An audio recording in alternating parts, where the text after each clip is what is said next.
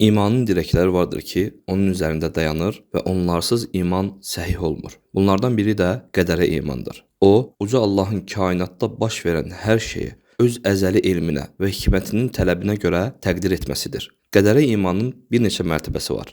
Bunlar, Allahın əzəli elminə, onun hər şeyi elmlə əhatə etdiyinə, nə olub, nə olur, nə olacağı, ümumi və təfərrüatlı şəkildə bildiyinə iman etmək. Uca Allah buyurur: İnnəllaha bikulli şeyin alim. Onun elmi yenilənməz, yəni cahillik qarışa bilməz. Elmdən sonra heç bir unutqanlıq da baş verə bilməz.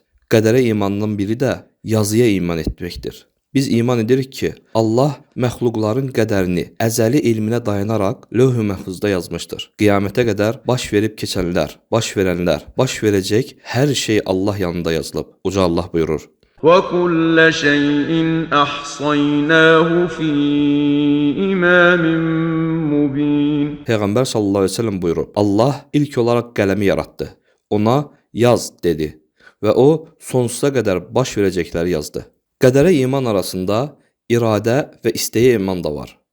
Biz iman edirik ki, bu kainatda baş verənlər Allahın iradəsi və istəyi ilədir. Allah nəyi istəyərsə, o olar və nəyi istəməzsə, o olmaz. Ondan etdiyi işlər barəsində hikmət və səltənətin mükəmməlliyinə görə soruşulmur. Əksinə, insanlar etdiyi əməllərə görə soruşulur. Qədərə iman arasında yaradılışa və icad etməyə iman da var. Biz iman edirik ki, Allah hər şeyin yaradıcısıdır. Ondan başqa heç bir yaradan və ondan başqa heç bir Rəbb yoxdur. Ondan başqa hər şey yaradılmışdır. O, hər bir işçinin, onun işinin, hər hərəkət edən və onun hərəkətinin yaradıcısıdır. Uca Allah buyurur: Allahu xaliqu kulli şey və huve ala kulli şeyin vekil.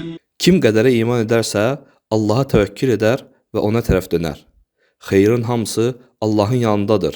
Qədərə iman edən şəriətdə icazəli səbəblərdən də yapışar. Çünki bu özü də qədərdəndir. Səbəblərə fikir verməmək ağlın naqisliyi, səbəblərə təvəkkül etmək isə tövhiddə naqislikdir.